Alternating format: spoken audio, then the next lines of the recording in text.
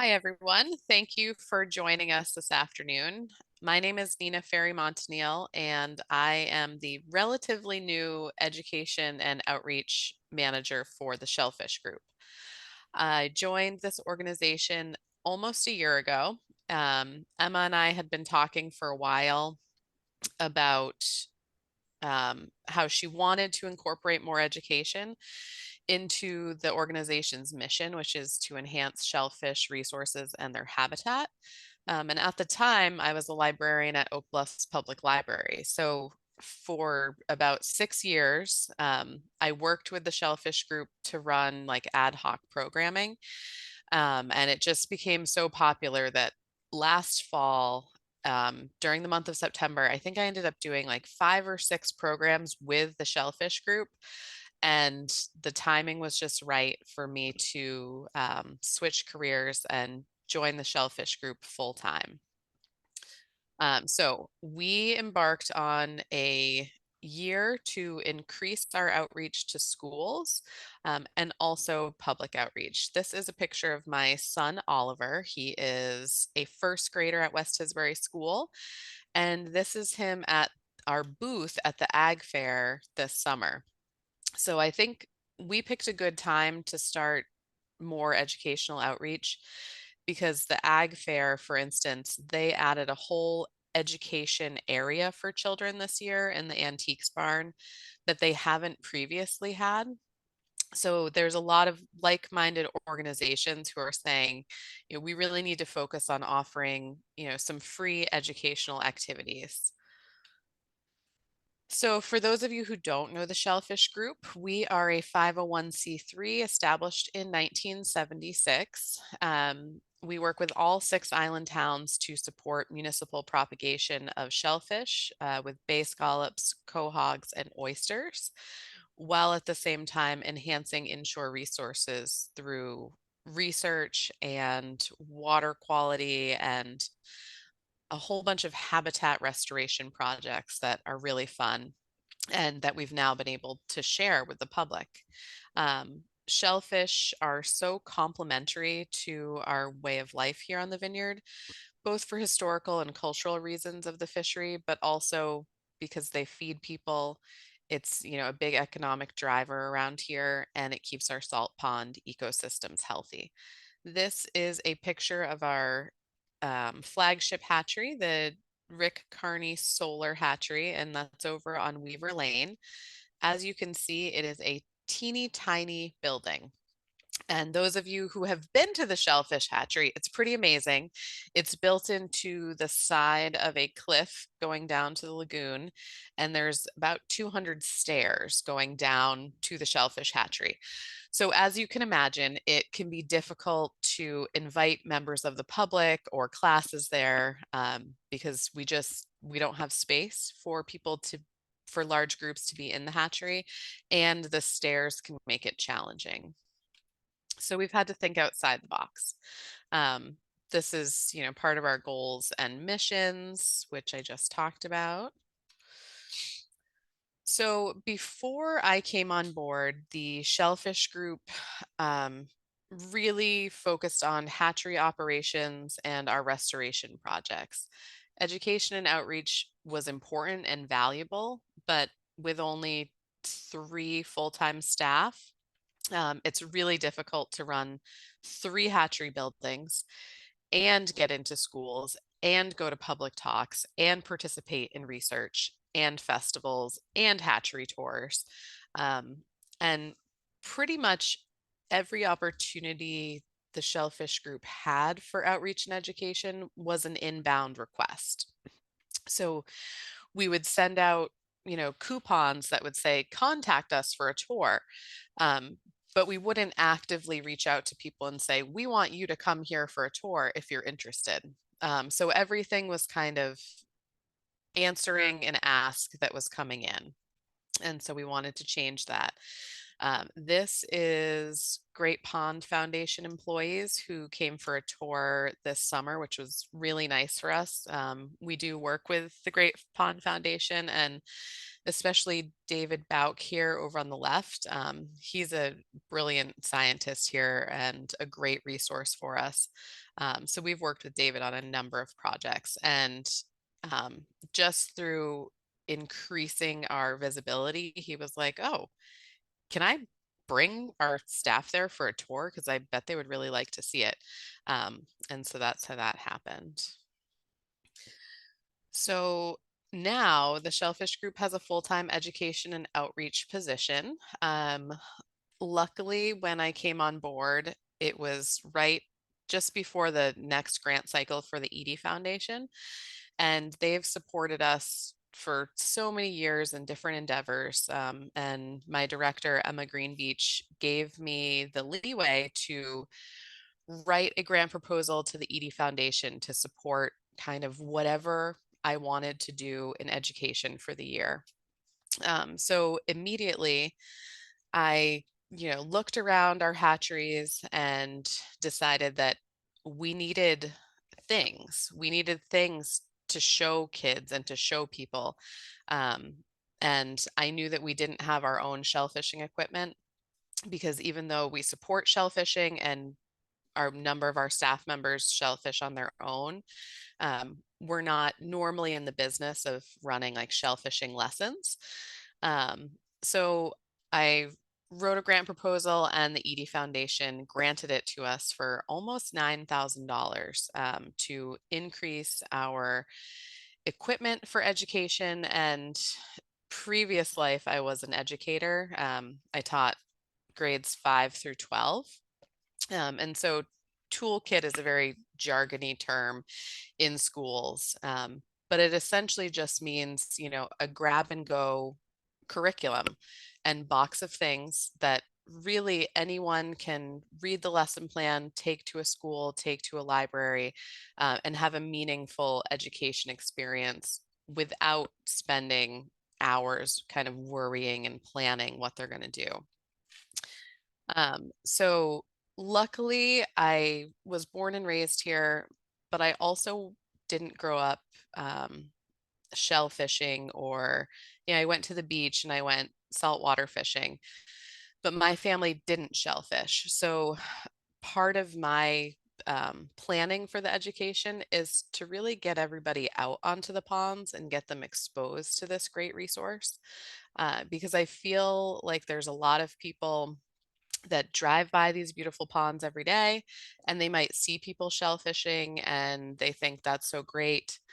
I'm in my 30s now, or in my 40s, my 20s, my 60s. I've never been out there, and I'm not going to get out there now, but I can go to the Net Result or to Larson's and buy seafood.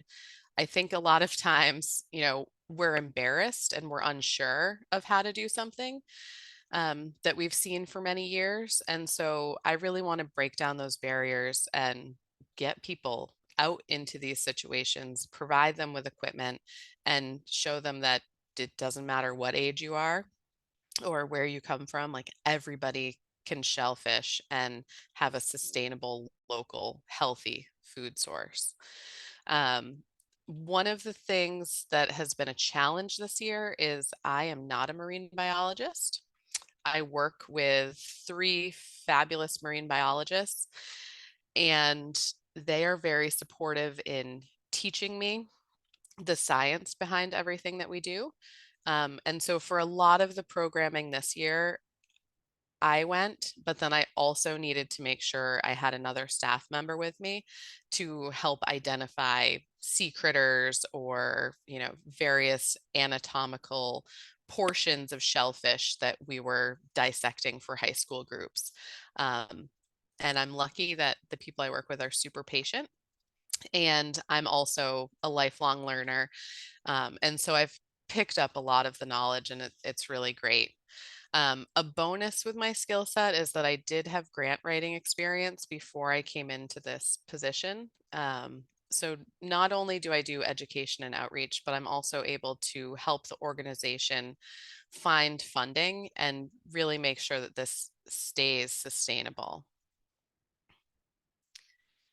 So, some of our goals were to identify and contact partners. I had to purchase materials and build the toolkits, host programs, reevaluate and reflect on what worked and what didn't, and then also organize materials. And so this was how I saw it working. I wanted the marine science and the ecology to add to educator techniques. That's where I come in. And then for the shellfish group's history and working knowledge of the local environment, that's where everybody I work with comes in, including people like Sherry at the commission. Meeting Sherry and just finding out more about the history of ecology and the efforts that people have done throughout the years to make sure these resources stay pristine is all part of a learning for me, which then I can bring to the public.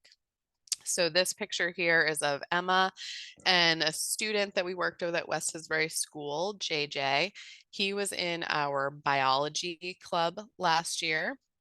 So we run an after school club at the West Tisbury School called Bio Kids, and it's for kindergarten through second grade, which has been so fun and so exciting. And I mentioned before, my teaching experience is fifth grade through 12th grade.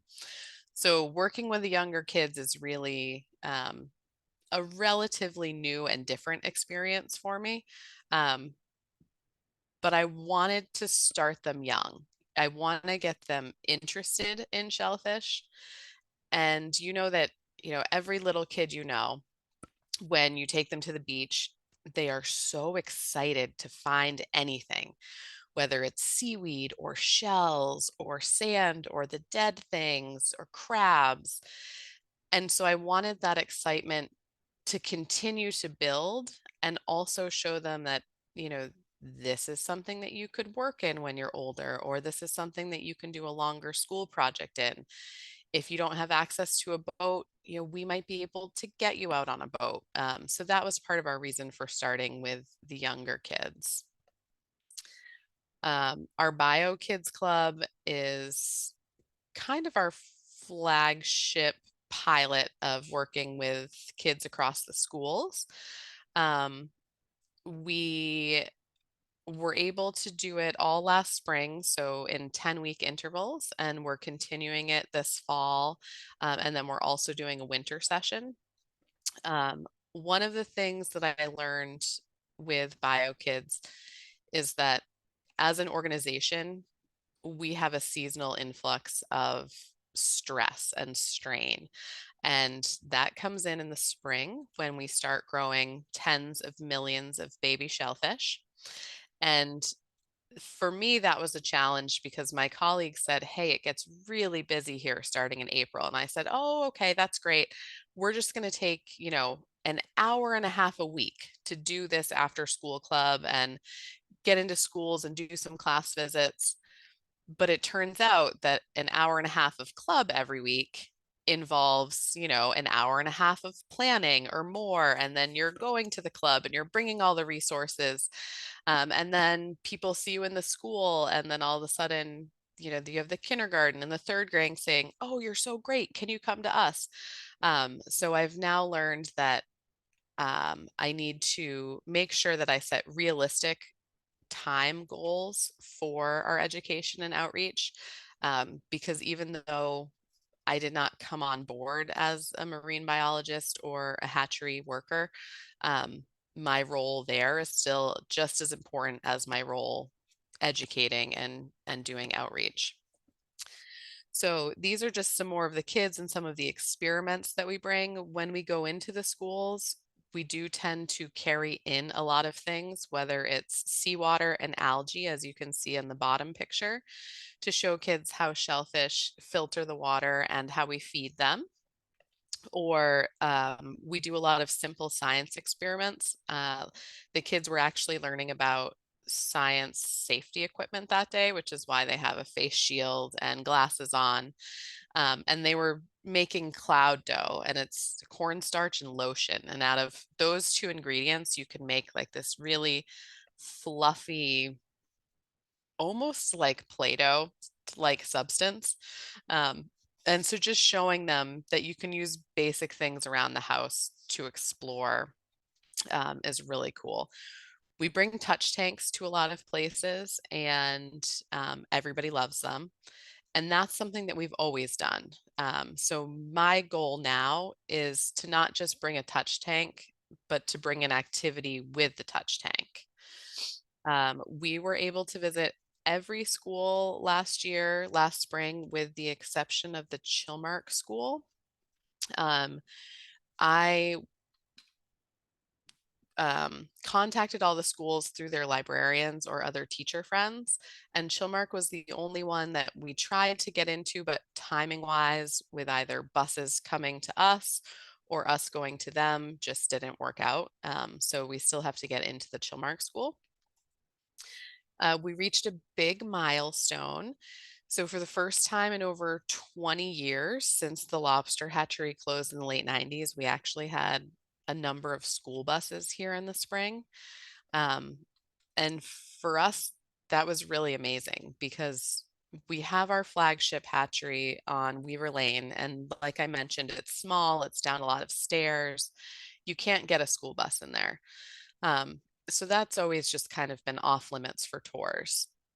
The old lobster hatchery, I remember as a kid going there with my school every year to see the lobsters. And everyone I've talked to who's, over the age of probably 35 also remembers that. For years since the lobster hatchery opened in 1949, local schools were able to take field trips here. When we came into the old lobster hatchery building in 2012, it had been closed for a number of years, and the state said, "We would love for you to have this building and to use it for shellfish propagation, but you can't have the public in the building." So that's where I came in. And Emma said, "Oh, that's great. We could do tours here, but we're not allowed to have anybody inside." So I had to think outside the box, and I came up with a number of ways that we can have people in and around the property, since we already have a lot of members of the public coming to the property to walk on the beach, or walk their dogs. And so I'll show you what I was able to come up with. Um, However, because we can't technically have people inside, our visits are weather dependent here. They're tide dependent because our beach is very small, if not existent, at high tide. And then another thing that has been a little bit tricky is navigating photo permissions with parents. A lot of parents fill them out for the schools, but they don't extend to third-party organizations. So I've had to reach out to every parent of every student we have had here or seen in a class, just to make sure that we can use photos of their kids. So a lot of times you'll see photos of the backs of heads and not faces. And that is because we might not have been able to get in touch with that parent, various reasons, or they said no photos. So what we can do at the Hughes Hatchery is we can go on marsh walks. I checked with the Oak Bluffs Conservation Commission to make sure it was okay that we did take small groups into the marsh. And they didn't see a problem with that. And as Emma pointed out to me, our staff is really so knowledgeable about the fragility of the marsh area, that we're probably the best stewards to take people into the marsh. So this is Brush Pond Marsh up at the top, and a group of students from IGI. So those were IGI summer interns. And they came to tour the hatchery and the property and to volunteer with us one day. We can show students ribbed mussel infrastructure holding up the marsh grass. And those are very important filter feeders for the marsh. They are not edible shellfish, which is why they're really great for marsh restoration. And we're actually involved in a multi-year research process to grow ribbed mussels in a hatchery environment. And develop husbandry protocol. So we can show people their natural setting, but then also say, and we're a part of this national research right here on Martha's Vineyard. We also were able to do beachside activities. So with the grant, I purchased lots of really hardy nets, long handle nets, short nets. We got shellfishing rakes and baskets. We also got life jackets in case we had younger groups here, and it seemed reasonable to have life jackets on them. And then we have an external greenhouse, which is not in the actual hatchery building. It's on the outside.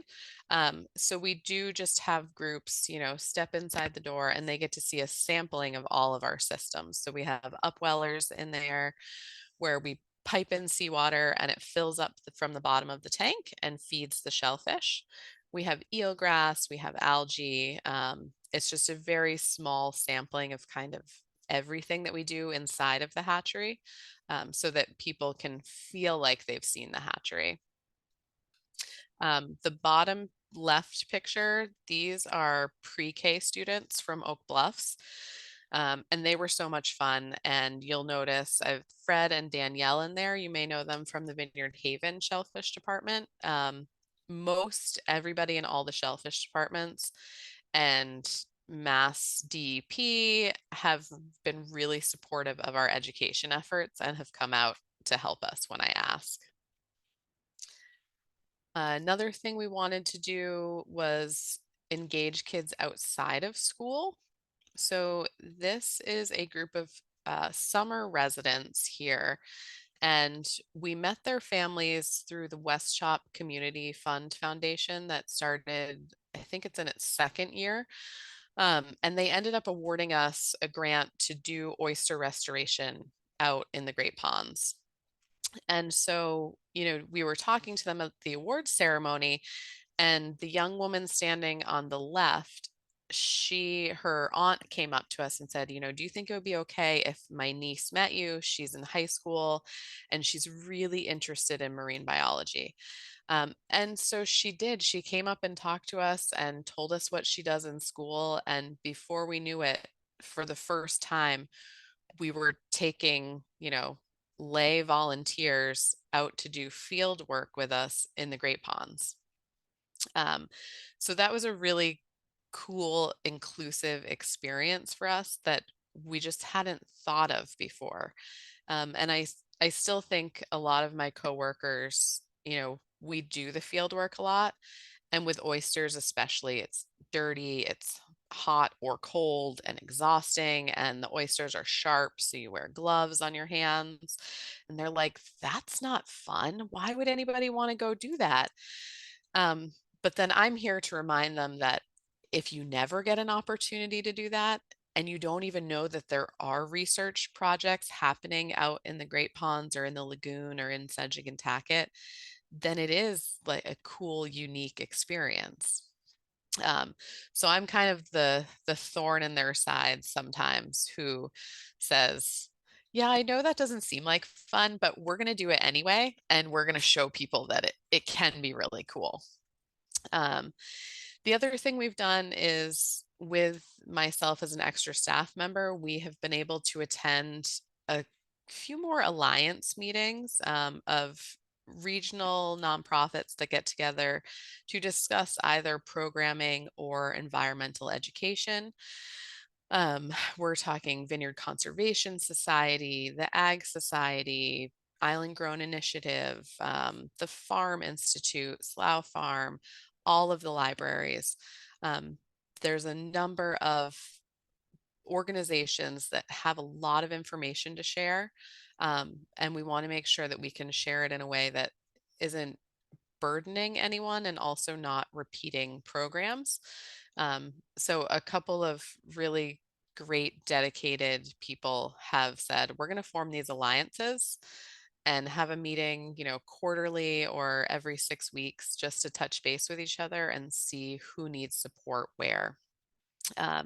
We've worked a lot with the Martha's Vineyard Museum. They've been really great inviting us in. And I found that if you go into their children's room downstairs, the shellfish group is heavily featured in videos and their hands-on activities. So for us, the museum is a natural fit for education. We've been with the Oak Bluffs and West Tisbury libraries, the Family Center, Girl Scouts and Boy Scouts both got wind that we were going into schools and we were out there in the public more often.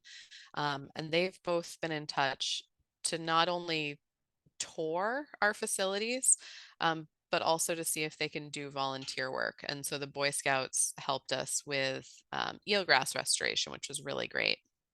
Um, a very new thing for us is having a 4-H club. And that was the Ag Society that said, we really want to restart the 4-H program on the Vineyard. And something like aquaculture, shellfish, and the environment fits in perfectly to 4-H.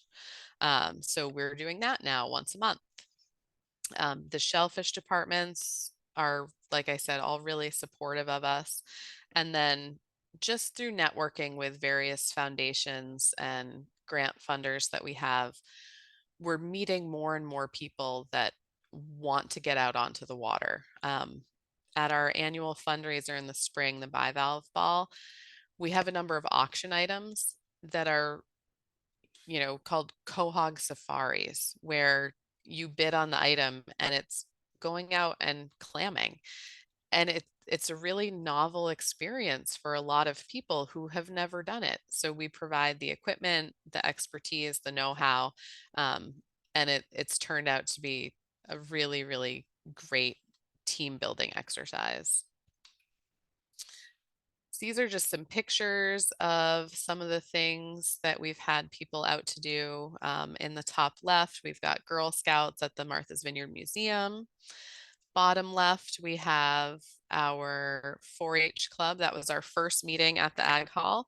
Another challenge we run into is having a space to meet when we're not going into schools or libraries.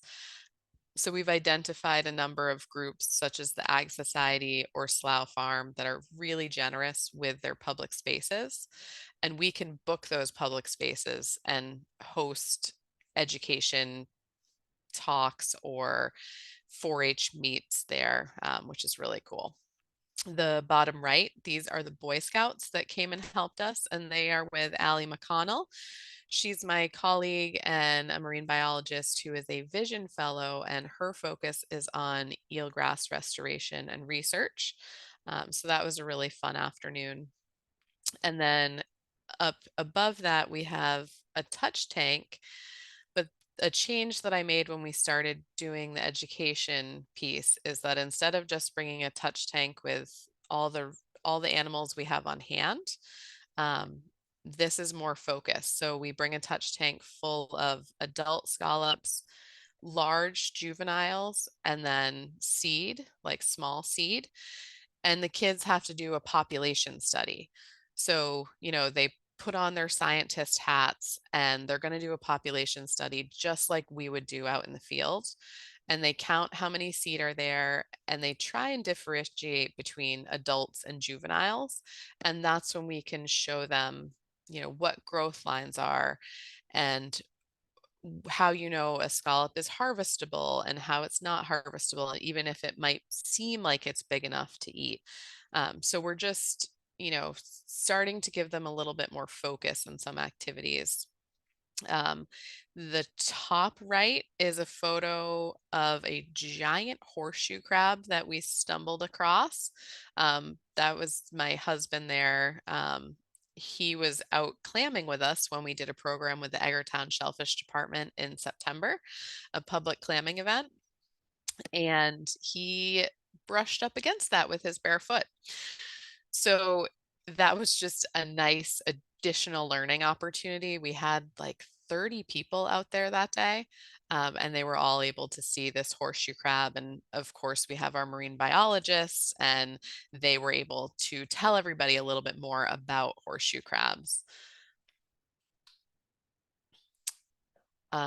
Something that we have been able to do is go to different programs and festivals. So the museum has a food festival now forget what it's called.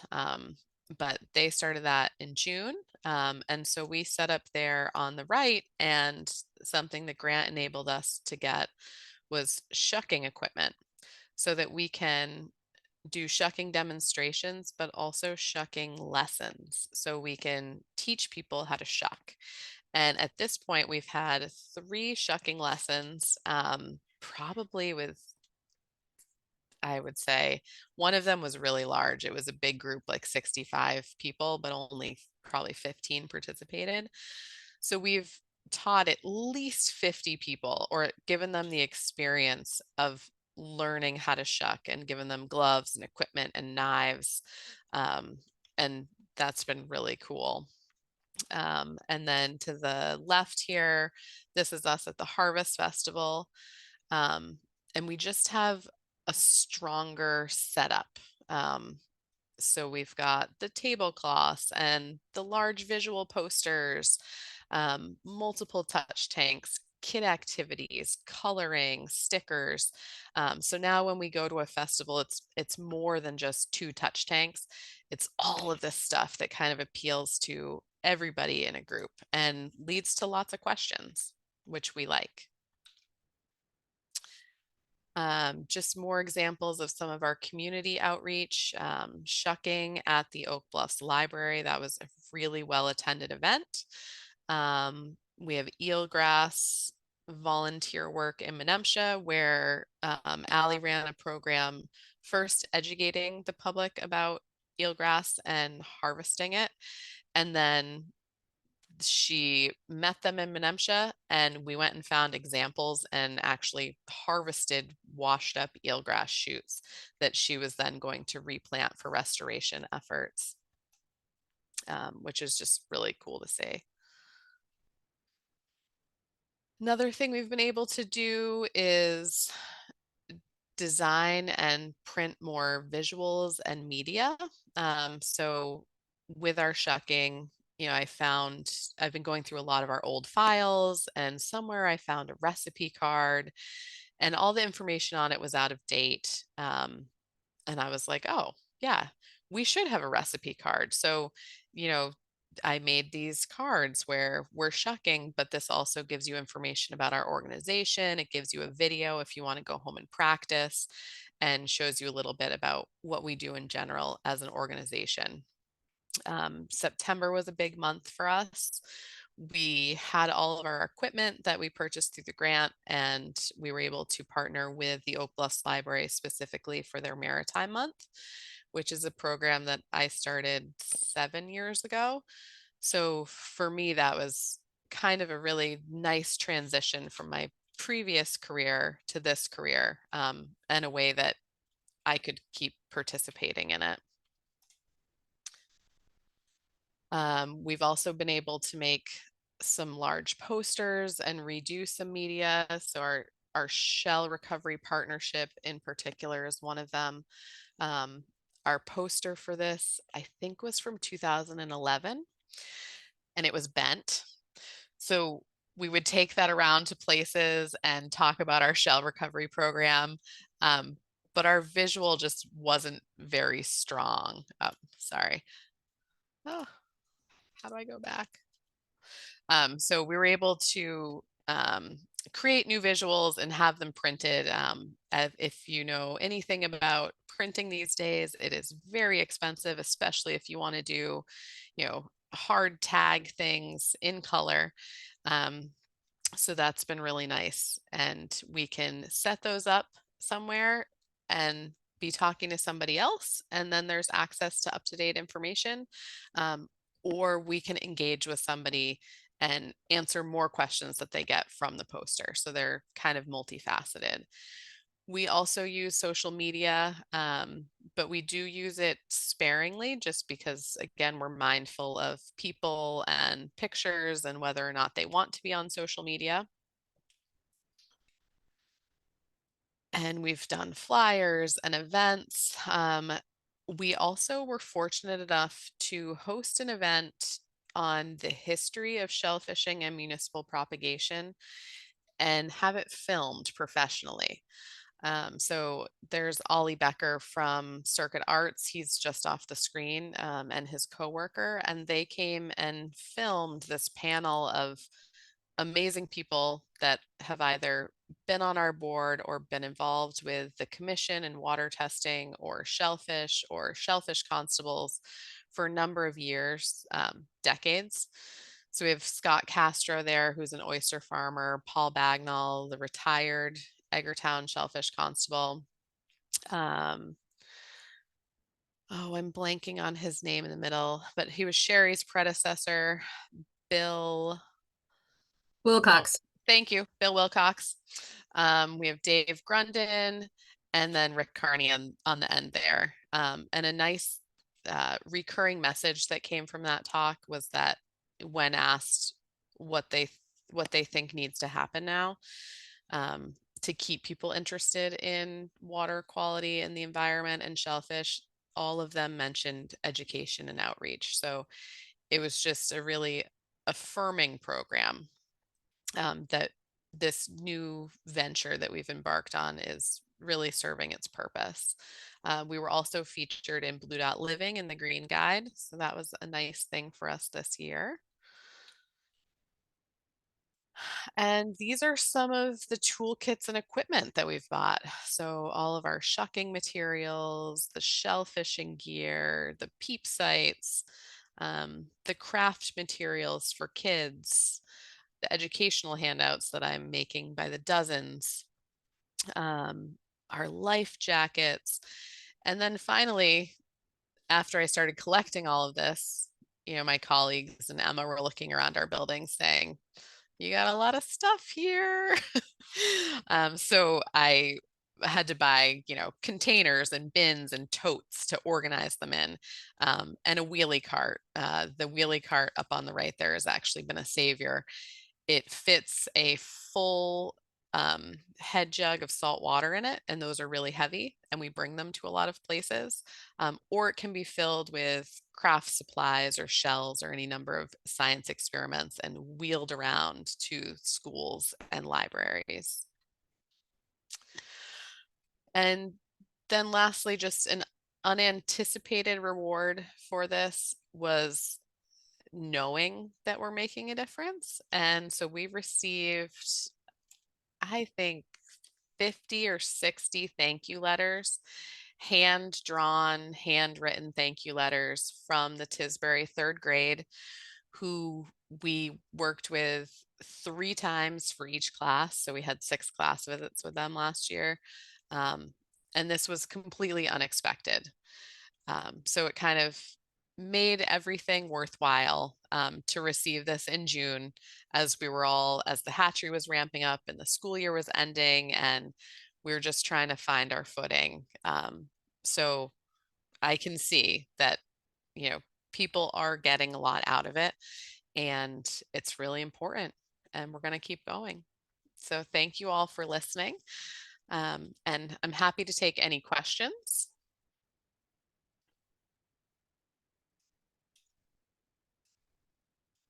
That was absolutely wonderful. Oh, that's an amazing So program. much, Nina. Wasn't Thank aware you. of this at all. Do we have any questions from anybody? Not seeing any. I do. So when is your next event? What's your schedule coming up? We don't have a public event right now planned. I just gave a whole list of ideas to the West Tisbury Library. And so they're going to think about it and get back to us. But we are doing a number of school events. So we've now got our 4-H club on the first Sundays of the month. Every Thursday afternoon, we have an after school club with West Tisbury. And we have 2 visits with the charter school coming up, the last week of November. Great. It's fabulous presentation. Thank you very much, Nina. Thank you. Are you doing different ponds, or which ponds do you go into? We talk about all of the ponds. As far as hands-on events, the easiest pond for us to access is the lagoon because we have 2 hatcheries on the lagoon.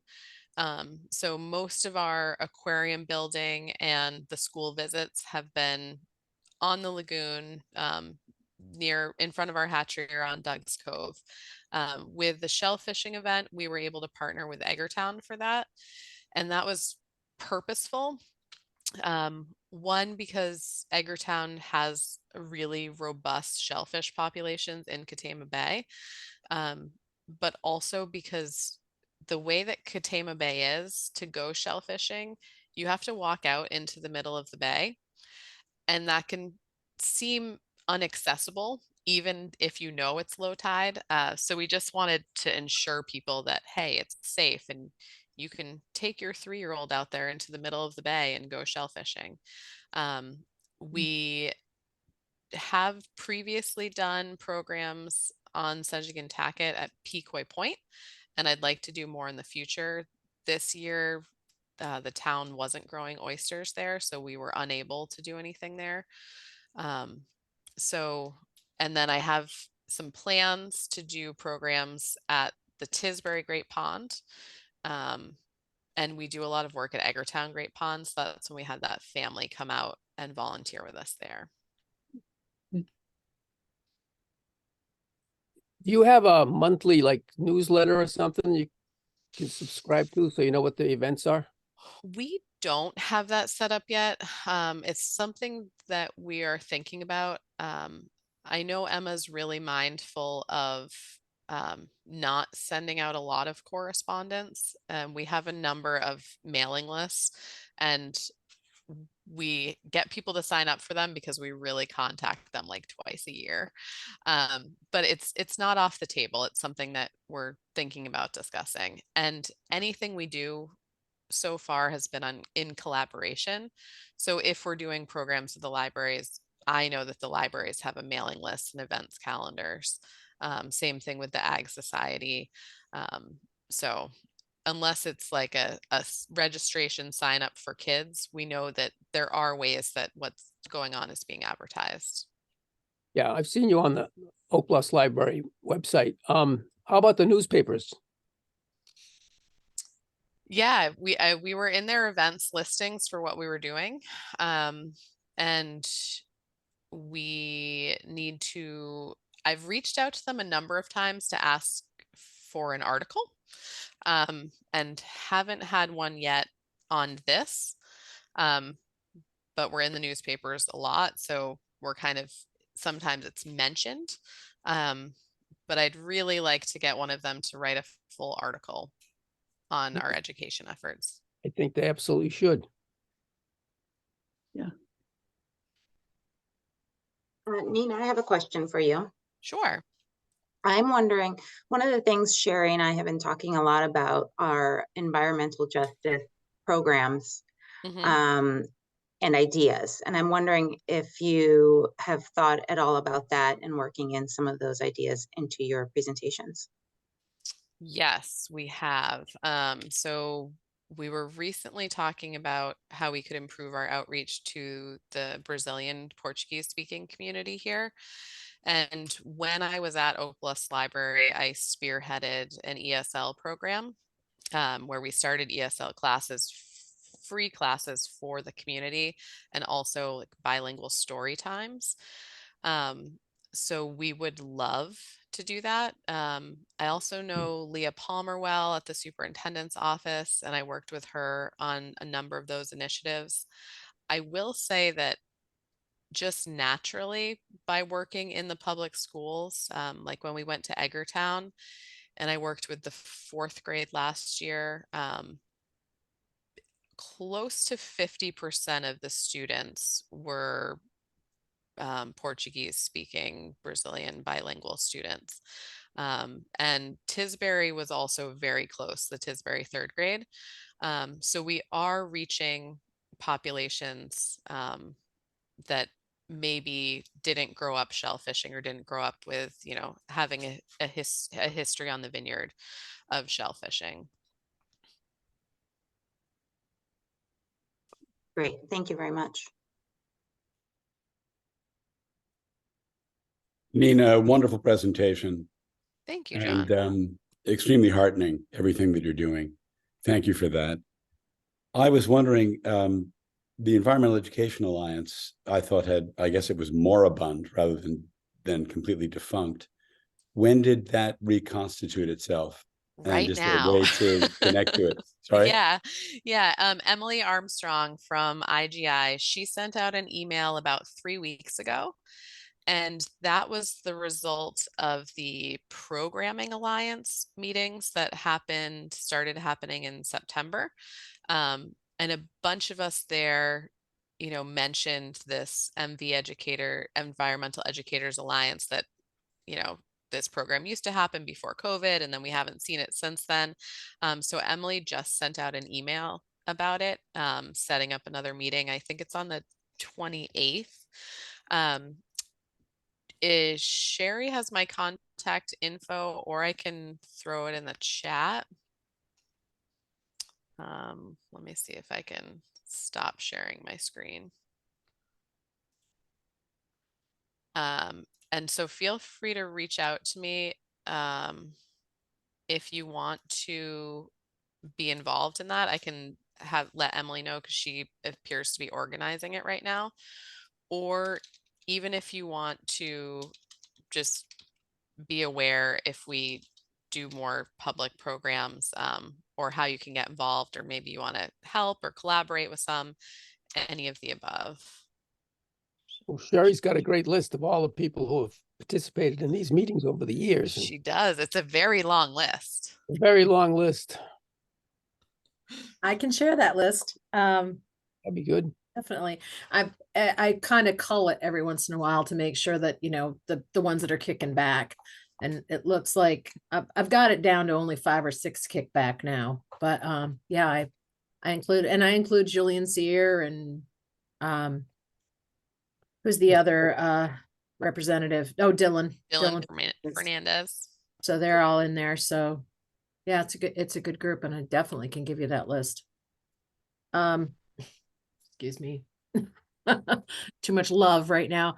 And I will make this available through YouTube. So if you want to take anything out of it, I'm sending out the one from Rich Earth. I'll be sending that out in probably a half hour or so. That's the last presentation we did. And she Great. sent me the slides. And so if you could send me your slides, I will include that with the presentation. Done. And send that out. But that's great. The things you've done have been absolutely wonderful. Well, thank you. And thank you for having me today. The connection May I between... ask one more question? Go ahead. Over the years, many decades ago, I used to, on occasion, often at about 2 a.m. or something, have the opportunity to address the entire senior class about to graduate from the high school, because of where they chose to be at that hour, proximate to me. And after informing them that if they were quieter, I wouldn't be there having the conversation with them, I took the opportunity to inquire about what contact, if any, they had about environmental issues on the island at the high school. And decades ago, the answer was usually, well, nothing. And then someone would brighten up and say, but well, Gus Ben David came by. And I know that things have changed, but I'm wondering, I know that you have very limited scope, of course, but what about older kids and what about the high school? We've been in the high school as well. Just last week, we did 2 classes at the high school with Anna Cotton's science class. And those were focused on eelgrass restoration.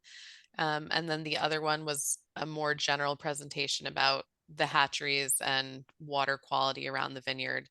And we did a dissection with them. We also participate in the climate cafes that are run by the high school and the charter school.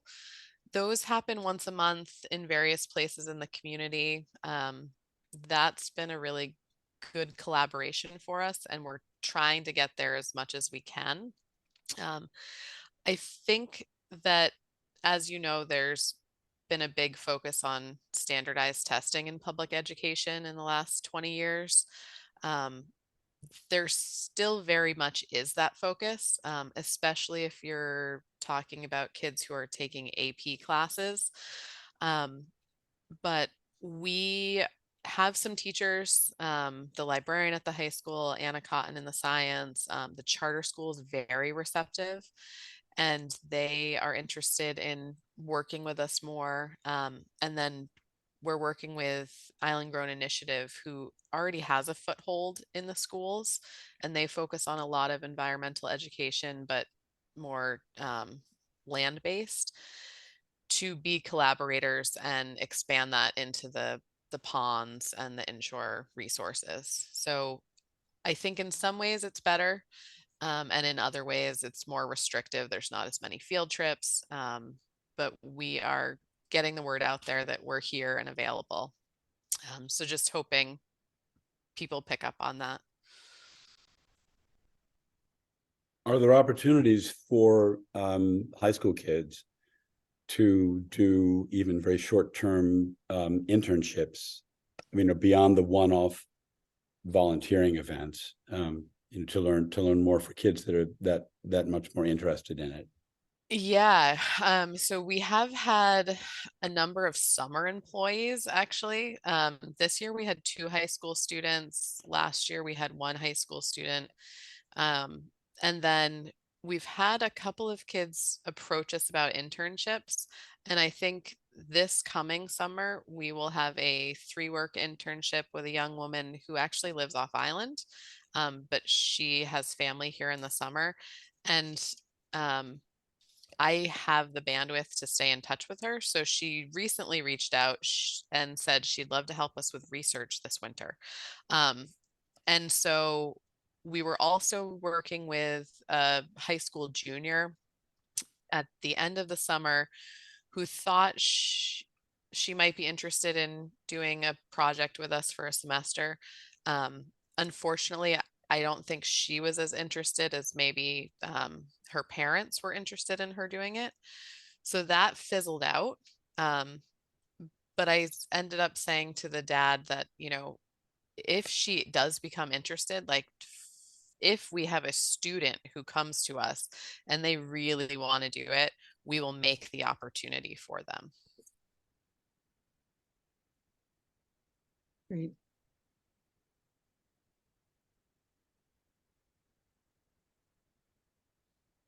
Great. Well, thank you very much. This is really, really great. It's more reason to keep the ponds clean. That's right. You tell the kids no peeing in the pond, right? All the time. Yes. Especially the little ones. Yeah.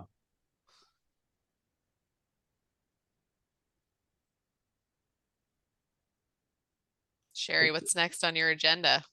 I think that's it. Anybody else have any thoughts on what they're doing? It's a quiet time of year, I guess. It certainly is. No, my agenda, I'm going to go to a guideline meeting for marsh restoration. Ooh. Great. It's by EPA. I sent it to Emma, and she's in the field, so she couldn't go. But yeah. So I don't think we have anything else on the agenda. Richard, do you want to mention meeting in person again, or Well, yeah, do we want to wait I till thought, yeah, I January? think we could wait. I don't know. This time of year, it's probably good. And I'm right, close to the commission office, whereas other people aren't. My only other thought, which I already mentioned to you, was to change the time. If this is kind of a weird time for people to, in the middle of the day, if people had any thoughts on that, if earlier in the morning, like 9:30 or something, would make more sense. I know it always used to be kind of an informal lunch meeting, so that's why we got with this time. But yeah, so if anybody has any ideas, please share them. Yep, it's a good idea. We have great meetings now that they're available on YouTube, and I can send them out to people. That makes it more accessible, but it's always nice to have more people at the meetings. So maybe a different time would work for everyone. Yeah. You could reach out to the shellfish, the relatively new shellfish people, because it was great to have them all together in the room during the discussion. The new guy in Oak Bluffs, I can't seem to get an answer from him about oysters, whether we can start taking oysters or not. I don't know what that means. That's another one of our goals, is to try and increase just all the shellfish constables being in the same room at the same time. They're all on our board, so we know they get together for board meetings for the shellfish group. But sharing techniques and what's going on in their respective towns. We're working on that. That's a long-term goal. Yeah, But it's tough to get a hold of everybody and have them available at the same time for sure. Right. Depends what the tide's doing. Yes. One of the projects that I worked on with Emma was just getting the landing reports, and those were, because we have to prove that it's a valuable resource, which sadly, that's not just a given, but we just put the landing reports together and some of them are pretty vague. So yeah, that's we have what we have from the past, but going forward, it would just be nice. I don't want to make them more work, but just, like Danielle's was the town of Tisbury. It wasn't broken into Lagoon and Tajmu. So, maybe getting them to break their, I don't want to give them more work, but just getting their landing numbers down because it's so important. It's really valuable data for so many reasons. So I think we can bring that up again at our next board meeting, Right. which is tonight. Oh yeah, Emma has all the data that we have and how we put it together because one of my interns did it, I think last year and then a little bit this year.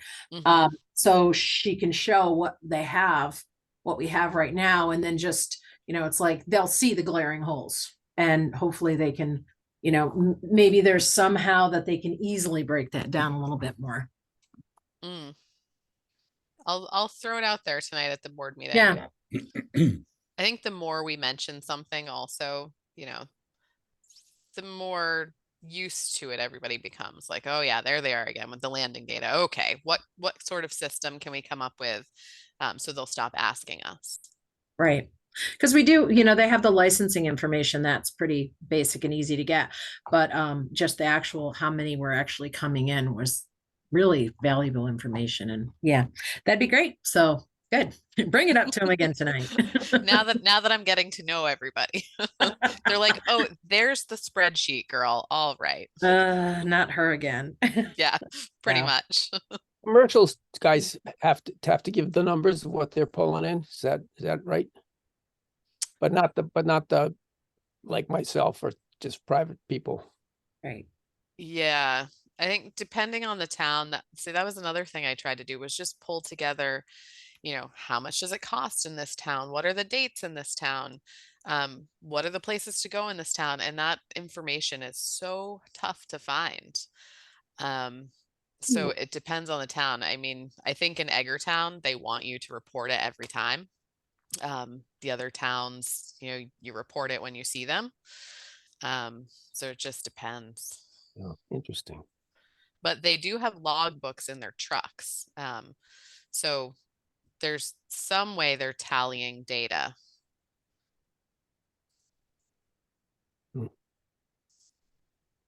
With respect to Richard and Sherry, your comments about the timing of the meeting, time of day, and so on, I'm wondering, is there a correlate if the meeting was announced further in advance, more time was given between the announcement of this meeting and the meeting, would we have more people involved? Is that a possible issue? Or do we know why more people aren't tuning in? It's a good question.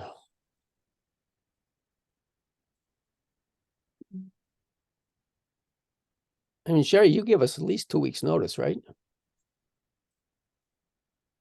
I usually try. This one was only a week out, but I usually try to get it out the Friday before. I can try to get it a little earlier. I don't like to be too soon because then people forget. Right. But I usually try to get it out at least a week in advance, but Yeah. this week I was a little late. It's the same day of the month every Yeah. month. Yeah, that is consistent. So people will know that that's when the meeting is. If there was maybe a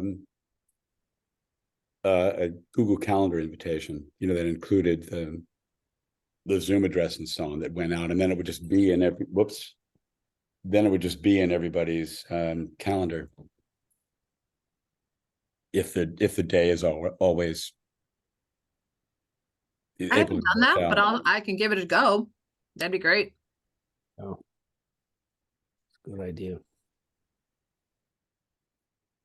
All right, anybody else? Nothing? All right, let's go out and go swimming. So beautiful.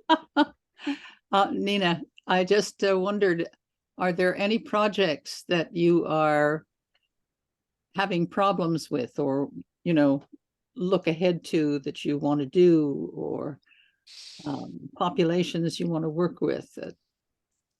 I have some ideas. So I would like to get into the senior centers or the day program, Center for Living.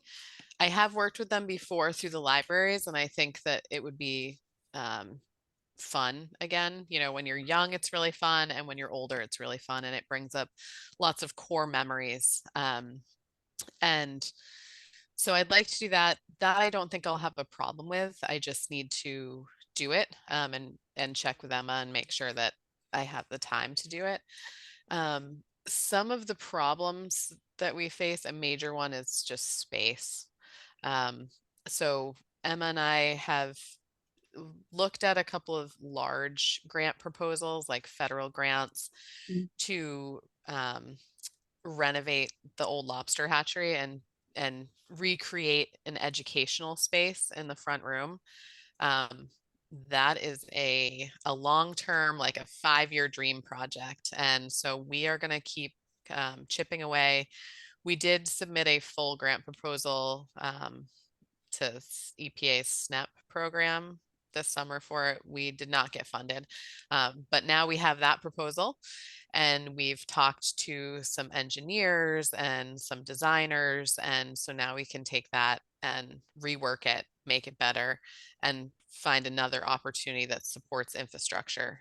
It's hard to find money for infrastructure, so we're going to keep at it. So that's like our biggest hurdle and dream project. Thanks. Great. All right, thank you very much. It's a great program. Thanks for having me. And I would like to join these meetings more regularly. So Yeah, please.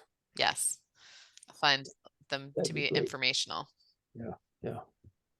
I am Great job. hoping to have USGS come next month to give an update on the study they're doing on our groundwater.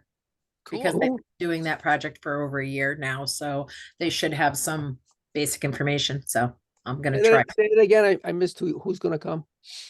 US Geological Survey. Great. Because they're doing a modeling study on our groundwater and the effects on sea level rise to our groundwater. And so they're doing a modeling program. So I'll just see if I can get them to come and give an update. So that's like saltwater intrusion. Yeah. And how it'll change it. And just the droughts that we've had and like that. So Great. I will look for them. And I'll try to get that out a little sooner, John. All right. Well, thank everybody. Happy Thanksgiving to everybody. Yes, thank you. Thank Yeah. you. Happy Yeah. Thanksgiving. See you Happy next- Thanksgiving, all. Nina, thanks again. Great stuff. Thank you. Thank you. Great to see everybody. Always. Bye-bye.